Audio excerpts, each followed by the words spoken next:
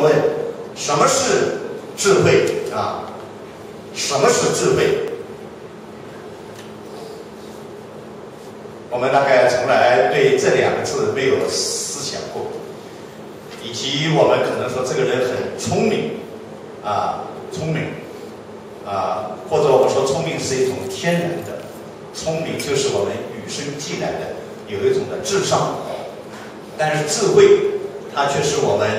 是在神的源头当中所得到的啊。智慧它不是一个学历很高啊，它就一定有智慧啊。智慧按照犹太人的说法来说，我们来看一看啊，我们下面的不动啊。智慧啊，有人说是人生的一个经验，你经过了时间，经过了苦难，经过了一些的磨练，你有人生的经验。你跳得那么快，他怎么突然的跳？啊，犹太人他怎么理解这个智慧的定义的话呢？我们来看一下，法利赛人、犹太人特别讲究智慧的一个民族。那么也就是他们也对圣经、对智慧书的执着，因此我们今天真的要这个犹太人在学习上面啊，真的也是我们这个效法。一个犹太人啊，一年他们会读书50多本，他们说56本，那也就是我们一年是52个星期，也就是他平均每一天。不是每一个礼拜可以读一本书。那我看看他们是怎么理解这个的，这个叫做智慧的。这个啊，他们是智慧是一种生活的经验，生活经啊，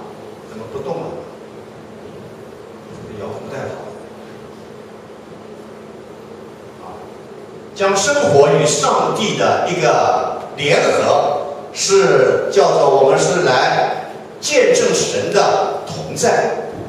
与将生活与上帝联合，它称为是一种智慧。如果说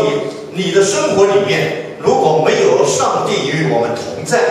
我们那种的生活或者这里面根本就算不得智慧，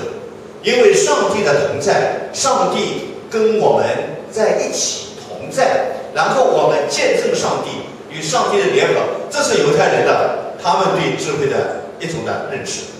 所以你这样想的话，我们今天读圣经才读到真正有智慧。那我们生活里面那些的经验，生活里面我们所明白的那些的道理，我们还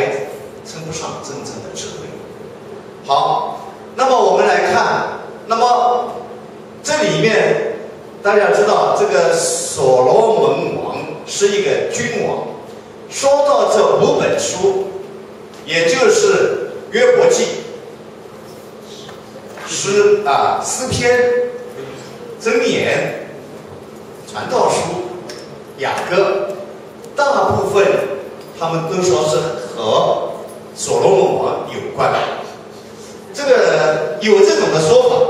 他说，包括这个，就是说约伯记，像约伯记，有人说是摩西，有人说是以利户，但是也有人说，哎，这是跟所罗门王有关。那么我想，无论怎么样说，约伯记如果不跟所罗门王没有关，那么在诗篇、箴言、传道书和雅歌都和所罗门王有关。也就是我们知道，当所罗门王向上帝求智慧的时候，他治理他的国家，治理他的民。那之后他在王宫里面，也就是后来他就写了这么多的3000句的这个箴言和这个雅各书这个对不起，有一个乔布我这个改了好几个乔布他是这个约伯记，这里面讲乔布，帮我改一下子这个那个留言把那个乔布改一下子那通常他们都说是所罗门王。那么所罗门王的确在他经历了君王生活、王宫生活之后，他经历了整个的生活里面最辉煌的那种的名利、地位和这种生活之后，上帝给他智慧，所以他能够说出这些的话语的时候，我们知道他们刚才说到的就是说，所有的刚才智慧书里面都和这一个的所罗门王有关。那么他们这里面是代表的是说约伯记，刚才说约伯记的作者，就是关键是这个约伯记的作者，其实有人说是摩西，但是又因为所罗门王是智慧传统的一个代表，所以在列王记上的4:29到34节里面，也就是看到这个所罗门王向耶和华上帝求智慧，所以整个智慧书诗歌智慧书，他们都认为这个跟所罗门王是有关。那么当然在诗歌书里面大卫做了很多事。那么我们想的话，今天所罗门王呢，他有智慧他是大卫的后裔的儿子，所以应该说他传承了这样的一种的智慧的源头。那么也就是看到大卫在诗歌这方面，他有箴言，用传道书，用这个歌体的这个雅歌书来替代。这边也看到了，在他所罗门王继承了这个犹太人的一个传统，所以他们基本上说这是跟所罗门王的智慧书跟所罗门王有关所有的智慧书跟所罗门有关。我觉得这个我认同我也觉得这个起码箴言传道书雅歌这个很明确的是他写的而箴言书更代表了智慧。所以集中的5卷书当中的箴言书它是智慧的。那么我想的话约伯记我们把它看成是一个传记或者是把它看成是一个在我们说是约伯记里面算是词类的这样的一种的题材的话，那么后面很智慧的代表用诗歌体来代表的话，基本上以所罗门王后面的箴言书、传道书、雅歌为代表的。那我们在这里我这几张表跟大家看一下如果说这个是我们说是旧约的一个编排的里面，我们看它编从18到22。如果从创世纪、历史书这里分了几列，你看律法书、历史书、诗歌体、诗歌书，也就是说大小先知书这四类这样的4类，包括启示录里面，他们都称为这样的一个我们说属于先知书了。那么从4类里面，其中一类就是诗歌体、诗歌书。诗歌书就是这5本约伯记、诗篇箴言、传道书、雅歌这样分的。这5本书是这样分的。那么如果说根据希伯来书的正典，希伯来的正典旧约圣经一共是24本，但是你看它大小12先知书应该是旧约是39本，它一共是24本。但是如果我们在这里看，如果列王记上下、撒母耳记上下还有历代志上下它这个列王记、撒母耳记、历代志上下，大小先知说11，这里面12是112、3、4，再加上路德记它不在里面。那么我们也看到诗篇、箴言、约伯记、雅歌、传道书都在它的编排当中成为希伯来这个编排的旧约圣经当中有这么几本。所以它的历史我们来看看这4本书的律法书、智慧书、历史书、先知书。那么我们看这5本书在这个地方占了很重要的一个地位。那么也把这个时间标明在公元前的700年到1000年之间的这样的一个时间里面，也就是所罗门王的代表在他的耶路撒冷的王宫生活的时候所写下的这些诗篇。可见在王宫耶路撒冷的这样的王宫里面所写下的诗歌，真的集中的代表了犹太人的传统的智慧，也是今天放在圣经里面来让我们知道诗歌智慧书，特别是用智慧这几个字把它写出来其他的都是律法、历史、先知，而单独的在这个地方称为智慧所以我觉得，如果你不懂历史书啊，当然很可惜。那如果知道历史，我们就知道整个以色列民族以及我们救赎的这样的一种延续。那如果说你不知道先知书，那么你不知道主耶稣再来，或者是这个从但以理书一直到启示录的这么一个过程，知道主再来要警醒生活，警醒我们的这个基督徒生活的话，那你不知道很遗憾。那你律法书是要我们昼夜思想规范我们行为，但是我们却在一个生活的里面，你不懂智慧，那也就是我们在生活里面，我们的生活会像白开水一样，我们会犯很多的错误，对不对？甚至你对律法的理解你就不能明确，甚至你就没有智慧去在历史的教训当中，在先知的预言当中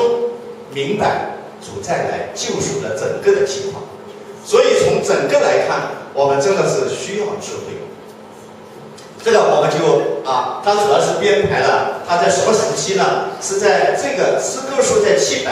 公元前的700与1000年之间，也就是在列王时期，列王纪是，也就是历代志上下，也就是在将要被掳的这一段时间的里面，将要被掳，也就是在所罗门王他们在建立以色列王国的时候，这个时候所写下的。那么接下来是被掳，后来是这个归回本土。那么在之前呢，然后400年的沉默，那么后面一些大小先知书在这个地方写的。那么接下来就是主耶稣在的，从马太福音开始从这个地方。那么大概智慧书就在这样的一个历史过程当中这一段时间里面。好，重要的事件我就不说了对吧？因为这个里面很多，它有一些事件我们就不看了。时间表我们再不看了我想跳过去。那我把这张表大家看得清楚吗？这张表看得清楚吗？字比较小，因为我把它做 PPT 的时候，因为字比较多，但是没有办法，它是在一个整体的一个表里面的。它这里面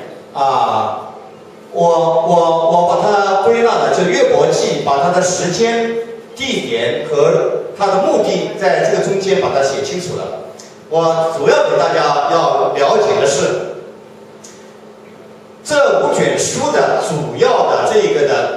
个主要的意思，创立的这个意思。如果说约伯记它是在讲苦难的话，那么诗篇以大卫为主，当然刚才我说了，所罗门王也有它是以灵交为主的。如果说这个箴言书的话呢，它是以智慧为主的话，那么所罗门王这个地方他说虚空，其实我们可以看到是一种的盼望。那么最后的雅各书，我们看到的是一个埃及。那主要是在这个方面。那么这里面呢，它整个的谈论的一个主要的意思，一人受苦一人受苦。那么如果诗篇就是信徒对神的一个灵交里面的一种的回应，跟神的一个祷告。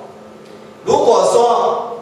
箴言书这是我们看到要敬畏耶和华是我们智慧的开端，它是要让我们对敬畏神这个角度来说的。传道书它需要在我们虚空的当中看到什么样的才能充实，是什么才使我们可以真正的有盼望，而不是我们停留在虚空里面。但是他却在传道书里面把名利地位和一些的享受都把它否定的话，那接下来我们要看他要讲的后面的意思。既然对这个世界里面的否定，他一定要讲否定的背后的肯定，这才是他讲的目的。他讲虚空的目的是要讲肯定我们的盼望，我们在虚空里面需要找到一个定位。那么最后其实接下来就是一本爱情书，这很有意思的。这样的一种的关联的话，就给我们看到，其实当我们在虚空的时候，那么接下来以雅各书后面变成后面一本书，那很直接的，其实就有一个编排上的给我们这个联想，其实我们跟主耶稣，我们跟神有这样的一种的美好的这种的关系，彼此的有这种的爱慕密切的关系的时候，这我们就不再辛苦了，我们就在一个很丰满丰盛的一个生命体当中。所以这5本书连在一起给我们看到这个是作者的一个历史背景。那么我们接下来看希伯来书它有一个特点这个遥控不太方便我一下子把它全部把它弄出来如果说这个诗歌智慧书的话，它就代表了希伯来诗歌的一个传统，也就是希伯来诗歌的特色。因为我们讲诗歌智慧书，就是希伯来诗歌的一个特色。那么希伯来书的特色主要的有3个方面主要有3个方面，一个是它是说相同的对称、相反的对称、综合的对称。不过它还有进行的对称还有一个是综合的对称、交叉的对称，还有很多种。但是我们把它归纳为这是3种的话，那么我们想一想看有没有如果我们现在什么叫做相同的对称？我们读到诗歌读到现在，你印象当中有没有小雨当老师对文学方面应该有所了解，什么是相同的对称？我们通过智慧书里面，你想起来有哪些句子是相同的对称呢？比如说，诸天述说神的荣耀，穹苍传扬他的作为，是不是同义的一个对仗？同义的对仗，同义的对称，在我们注意去看这个诗歌里面很多的，比如说敬畏耶和华是智慧的开端，认识至圣者便是聪明，讲的是不是同一个意思？但是语句不同，词义用另外一个词义来表达，这个叫做同义对称，也叫同义的对仗。因为希伯来诗歌它不像中国的这个诗歌里面讲那个平仄，讲四声，讲韵律。在希伯来诗歌里面，它主要的讲对称，而不像我们中国诗歌体里面讲平仄音律。这是跟我们中国诗体的一个很大的一个区别。所以它的特色跟中国的讲平仄关系、音律这样的一种的曲调有很大的不同，所以它讲究对称。那么我们讲反义的反义的话就是意思反过来，不是同一个意思，它反过来说。那比如说早晨发芽生长诗歌的90篇的第6节早晨发芽生长，那么晚上就凋萎枯干，是不是反义的意思早上晚上，一个是发芽，一个是凋萎，一个是生长，一个是枯萎，对吗？那么箴言书的10章的第4节比如说拿一个句子来说手懒的要受贫穷，手勤的都要富足，是不是？这个意思从勤和懒、贫乏与富足，这个意思都是这个相反的，所以它叫做反义的对称。所以在诗歌体的里面，箴言书也好，传道书也好或者是在整个诗歌的智慧书里面，像类似的这样的一种的对称很多，它都在教导我们对生活里面的智慧。我刚才说了，比如说有进行的对仗的、象征的对仗的，那这里面就省略了，还有反义的对仗的。那我们这里看一看最后一个叫做综合的对称，两个综合起来的对称，不是2句话，它有好多句堆在一起的组合的对仗。比如说诗篇150篇我们要赞美耶和华，用诗歌乐器赞美他，用丝弦乐器赞美他，用击歌跳舞赞美他，对不对？从这样的一种的对仗的里面，如果说，比如说在诗篇的19篇的第7到第9里面，他也说耶和华的律法是完全的，能使人心苏醒；耶和华的法度是坚定的，它能使愚人有智慧，等等，这些都可以说是综合的对称。所以同义的、反义的、综合的，它都是在反映了一个希伯来书的一个诗歌的一个特色，跟中国的诗歌的讲平仄韵律不一样。但是他去讲离合诗，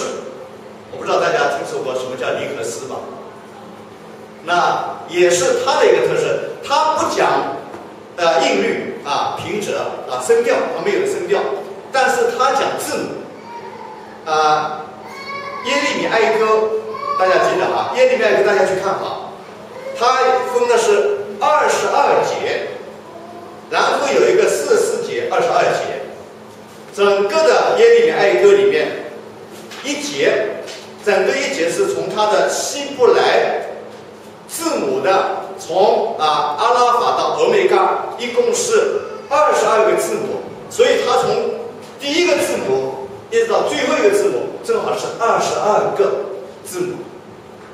好，它从第一个字母到最后一个字母，完了以后，它再开始又从第一个字母再到第二，它就从整个的22节或者22句的这个的，就是这样的一个诗句的话，就变成了一个离合诗体，明白吗？离合诗就是以字母开始，这是希伯来这个诗歌的一个特色，所以通常它都是字母打头，或者是有一个句子，比如说你我的名字，假设陈建伟，它有可能我陈建伟3个字，它可能用西建然后是 W 这3个字变成一首诗它这是希伯来诗的一种的特点，它要表示一个意思。这22个字母或者是5个字母开始以后，它这个5个字母有一个意思在里面有一个意思在里面好，这个是希伯来诗歌的一个特色。好，那么关于今天我们在读经的时候特别对诗歌，或者我们在读雅歌书的时候，或者特别是诗歌150篇的诗篇当中，我们有一个诗歌修辞的一个解经的一个原则。如果你不明白这个解经的原则的话，那我们解经我们就会，既然它是诗歌体，你知道我们写诗有一种的夸张的、拟人的、比喻的刚才说的对仗的反对仗的、综合对仗的，那么这样的一种的体来这样的体的文体表现的时候，那我们解经的时候，是不是给我们带来的时候，我们应该有一个对诗歌的背景，甚至对诗歌文体的理解之后，你才去解经，对不对？比如说诗歌体里面它有一个夸张它比如说有一个诗篇的第6篇的第6节比如说他说我因哀哼而困乏，我每夜流泪，把长榻飘起来，把褥子这个湿透，他的长榻的眼泪呢，把长榻都飘起来了，这个褥子都全部湿透了，所以他每一个晚上的流泪，我们每个晚上流泪，流的泪就像一个河一样，是不是？这里面就是有一种的夸张，就有一种的这里面的这个诗句里面的一种的比喻，那我们就不能按字面去理解。那比如说诗篇的31的第3节，诗人说我的岩石，我的山寨耶和华是我的避难所，耶和华是我的山寨，耶和华是我的盾牌。那么这些我们都看成是一种的形容词。我们既然是以这种比喻形容的话，所以我们要理解，就是不能按字面本身的这个字面的意思去这么等于我们画上等号。好，这里面我就刚才举了例子之后呢，我想给大家有一个基本上的一个原则，给大家明白一下，就是这是一个读经法的一个诗歌理解诗歌体的一个原则。那么大家记得，所以我们下次再去读诗歌的时候，你要理解说，由于诗歌是注重意境和感情，所以常会夸张的笔法来形容或比喻，甚至以人格化的方式描写人的事物。那么你在夸张的这样的情况之下，你的理解你就要不能完全的以字面的来解经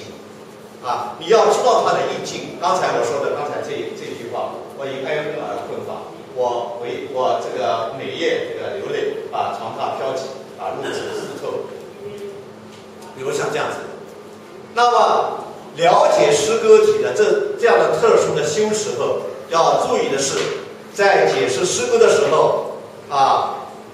不可以在字面上去分析含义，也不宜把思想扯得离题太远，而是要找出这些文字背后所要表达的意境。它要表达的意境，这是我们在读诗歌体解经的一个原则。那这里面他说到是有关于这个读诗歌体的有一个叫张建国的有一个作者写了一本书，叫做诗歌智慧诗歌智慧书。那么他说关于诗歌体的读经有4个柱子，一个中心作为一个原则。那怎么来理解？第一个有一个柱子叫做唯独圣经就是以圣经的真理的整个一条，这个是我们说融会贯通一条线，唯独基督，你把整个的内容要和基督挂钩。他说唯独信心这里面他要说这里面有4个柱子，那么唯独恩典，这4个方面是整个诗歌体里面他所要讲的内容。你不能离开基督，不能离开基督的信心以及神的恩典，这里面他都在管。那么这里面最后他有一个中心的内容，他说神话语为中心神的话语为启示的一个中心。你知道这里面背后的都有神话语启示为中心。所以如果说这样讲的话，我们在整个的在理解诗歌智慧书的时候大家记得有4个柱子一个中心。我也比较赞同，就是说你怎么解的时候，你如果有偏差的地方，有一点的字迹上的理解的这个一点偏差，但是你的总根，你在基督，在这个恩典，在神话语启示上你没有偏离，那我终究你还是回到这样的一个真理的原则上。我们理解是根据每个人的不同的理解的角度不一样，但是总之你不能离开这4个柱子和一个中心。好，接下来有一个问题，就是说现代智慧文学和圣经智慧文学的这样的一个说法，其实现在也有人把诗歌智慧书说成是智慧文学，但是这样很容易混淆。它本来就是，比如诗歌体的表现，它本来就是一种文学的表现，但是它这个文学的表现中，这个文体的表现的时候，它当然它是启示神的话语，启示耶稣基督。但是如果没有加上圣经智慧文学的话，很容易和我们现代的智慧文学产生一个误解，或者产生一个等同的这种的错误的概念。那么我们说有没有现代智慧文学呢？所谓现代智慧文学是有的，比如说报刊、杂志学术论文不是学术论文，报刊、杂志一种的媒体里面所介绍的这些的，我们说现代的，在一个比较宽泛的这个范围内，现代文学的主题是对圣经文学的一种的回应，是应该有的，是在我们生活的里面用诗歌体、用文学的表现手法、表现展示圣经文学的一种的回应。那么这个它是智慧文学、现代智慧文学的一种的说法。但是阅读圣经确实给人一种以灵感的一种的尝试，通过它人们可以获得最深刻的一种的智慧。我们说在这个世界里面，我们用诗歌、用杂志、用一些的诗歌体的这种的文体来表现一种的文学是在现实生活当中是有的，但是它只是指向圣经文学的一个回应。那么根本上，我们今天读圣经的智慧文学，它可以更深的对神智慧的理解，指向神。所以圣经智慧文学把我们引向神。所以这两者之间呢，我们说我们今天用那种的现在的我们说在整个的文化的传统里面，我们用我们中华的文字，用我们的汉字，离不开我们说传统文化。所以我们的传统文化里面就有智慧文学的这种说法是存在的。但是圣经智慧文学却是这两个方面它是不同的。那我用一个框来给大家来表示一下现代智慧文学和圣经智慧文学的话，它如果用这样的表示的话，因为一个大框的里面，如果是一个现代智慧文学，它应该对圣经智慧文学的一个反应，而现代智慧文学是在圣经智慧文学里面所应该说它这里面所产生，而圣经智慧文学是涵盖着现代智慧文学。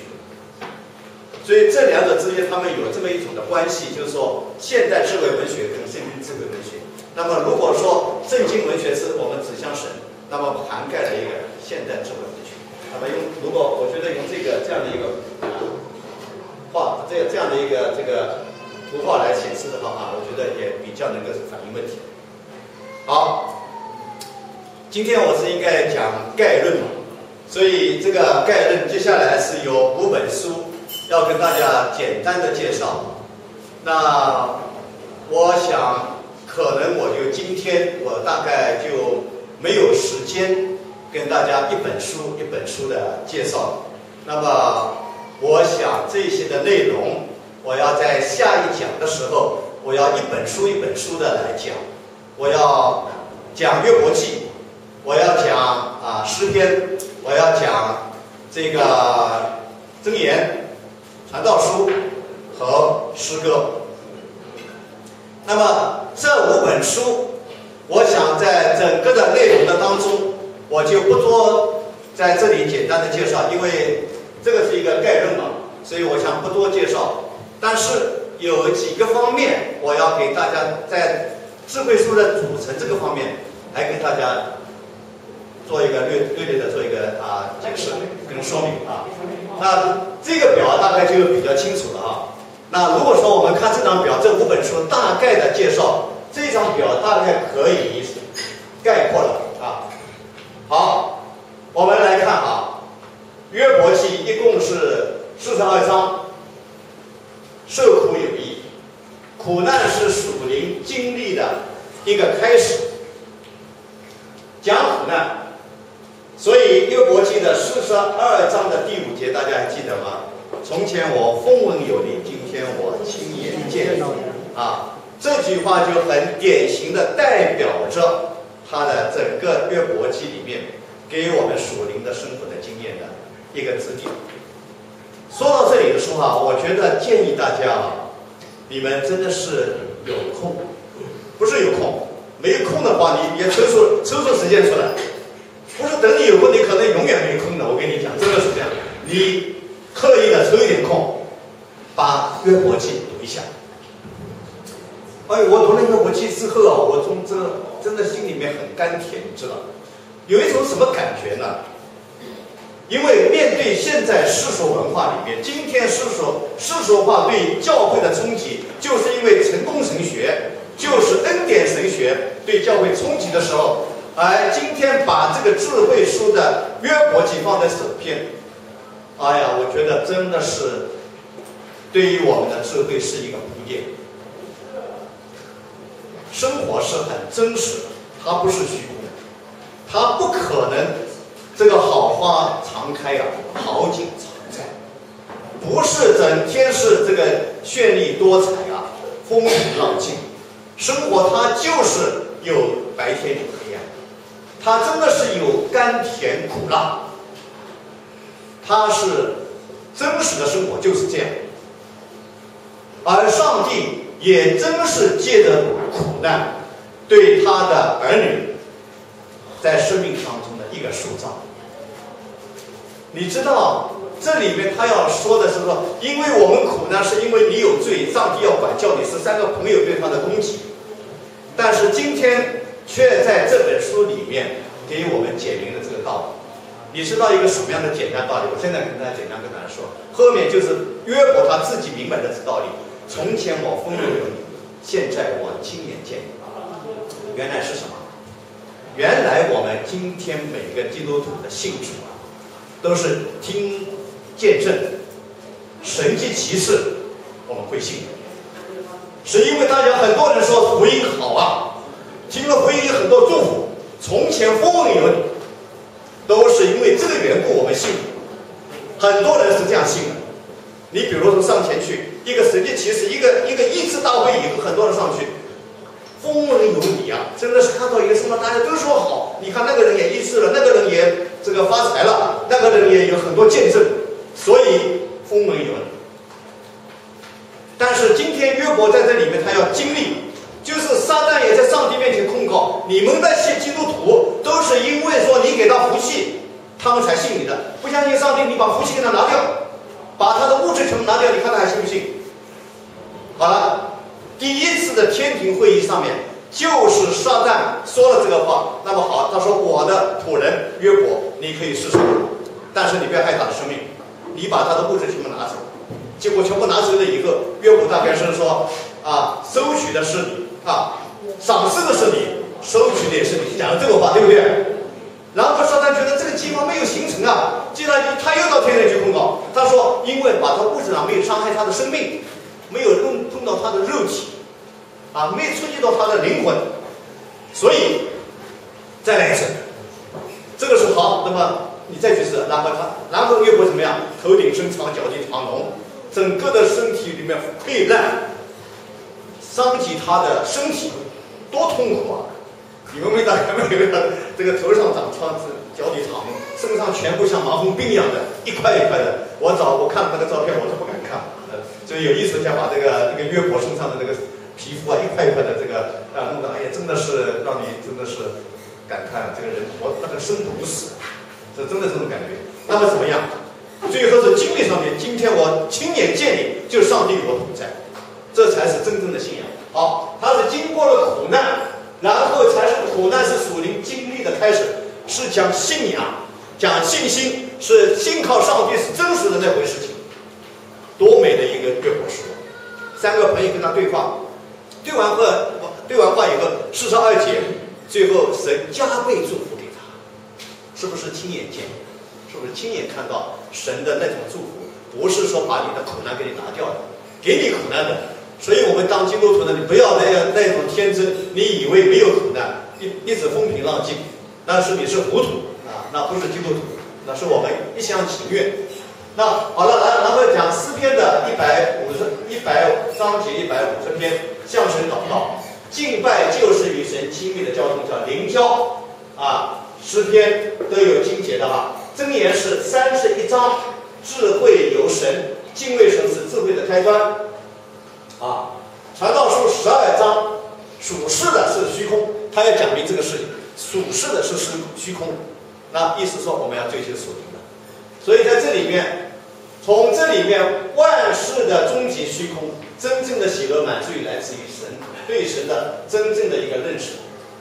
看见传道书，它不是跟佛教里面是讲虚空，它本意不是在讲虚空，可是它却把虚空的事实却把它表现出来。那么接下来他要讲的是雅歌8章里面讲我们属灵的爱情，基督与教会的爱情，这个大水也不能淹没我们的爱情。这个我们与神的那种的爱，是生命的那种的密切的联系。所以这5本书就在从受苦向神祷告，智慧来自于上帝。我们不要看重的世界与神人有这样的关系。如果这样说的话，这5本书好像有一条线的指向，也是我们生命这样的一个过程，从低到高的一个属灵生命的成长。好，所以我想呢，这5本书，我在下一次，我试图用1本书讲2次。那如果说，因为它不能每一个章节，但是基本上我以故事性的、以章节的情节性的这样的分析的话、归纳的话，我想用2个时段，大概应该也可以了。所以能够把5本书给大家介绍完毕。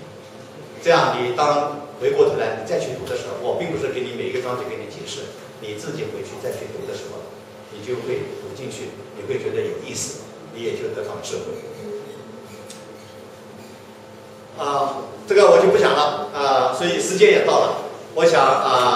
我因为他也讲到主要内容，我接下来我就直接讲约伯了，我就直接的跟大家把约伯记分享，我就简单，我就不在这里跟大家说。所以在这个时候，我想也到时间我们一起来先祷告，请福吉圣永也我们一起福吉，那么请这个安明吧然后我们一起来祷告。我们说的开声祷告，要开声嘛，一起开声祷告，好不好？真的，珍惜我们刚才诗篇里面像大卫王一样的与神这样的一种联交关系。我们不要吝啬我们的开口，好不好？我们一起开口祷告，用一点的时间为我们今天的聚会，为我们能够有一点祷告的时间向神来祈求。